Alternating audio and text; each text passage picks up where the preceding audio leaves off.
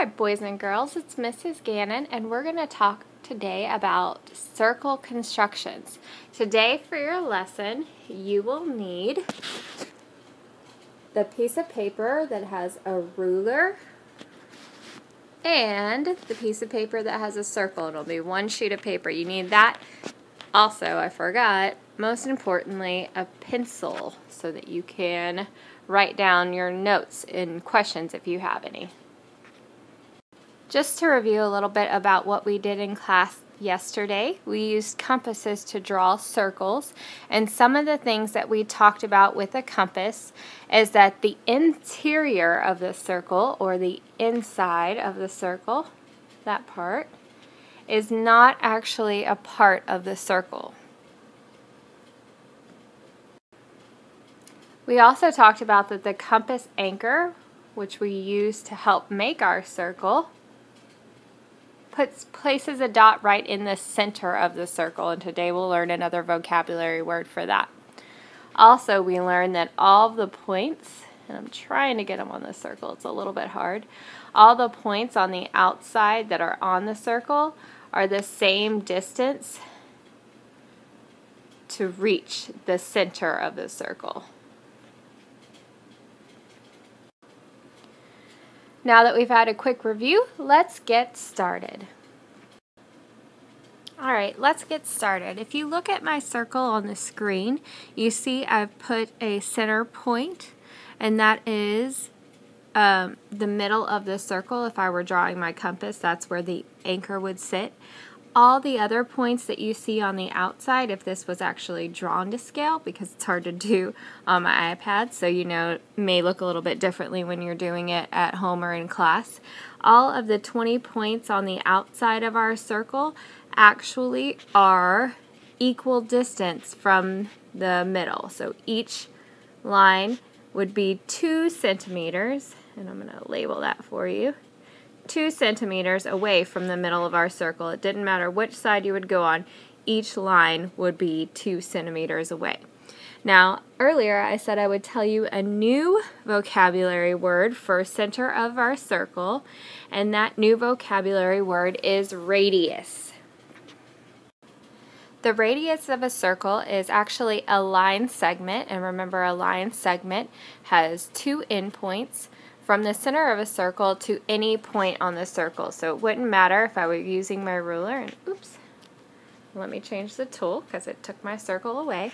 Any point from my end point out with my ruler, again not with a ruler, so a little bit crooked, but any point that reaches the center and is a line segment is called the radius. So that goes from the middle of the circle to the end point, or the end point to the middle of the circle, but the important thing that we have to remember is that it is a line segment, which means that it has 2 endpoints.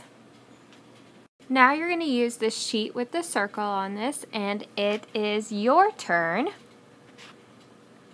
You are going to, and I've already have a little mark on the sheet for you, so you already have the center of your circle, but now I want you to draw a line segment from the middle of the circle to the outside part of the circle, the shape of our circle. And you're going to do that using a ruler. And then I want you to measure the radius of the circle. So use that ruler to measure how far it is from that line segment to find out what the radius of your circle is. Pause the video now and draw. Now you're going to try it again. So you're going to do the same thing. You're going to find another point on your circle and use the ruler to connect the line segment to the middle. So now you have a radius, and you're going to measure this radius with your ruler and write the measurement on your circle. Pause the video and do it again. Alright, now that you have done this on your worksheet, you should have a worksheet that looks like this, except yours is going to have the measurements written on it.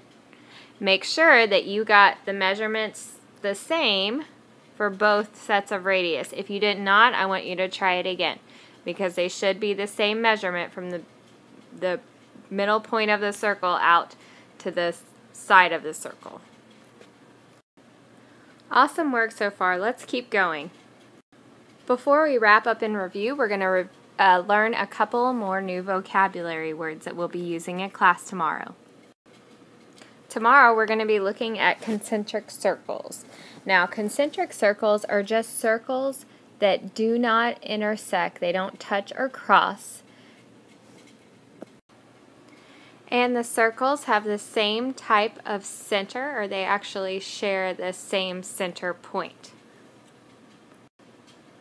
So if you look at our circles, when I move it, I have to make sure it is centered. And now those two circles are concentric circles, which means that they share the same center point. And then their points, because we know that inside of the circle doesn't count toward a circle, the interior, the points would never intersect, which we've talked about before when we've talked about parallel lines, because those lines never intersect. Same here, except these circles never intersect. Now, on the other hand, we have not concentric circles, and the difference is these not concentric, excuse me, that's a tongue twister, not concentric circles actually do intersect. So not like our concentric circles, which don't intersect at all. Our concentric circles can intersect at 1 point, or as you can see, these circles intersect at 2 points, so that means they're not concentric circles. Now, tomorrow in class, your password is, I want you to think of something that you see in everyday life that represents concentric circles. So remember, you're thinking of something for your password where the circles do not intersect, but they share the same center point.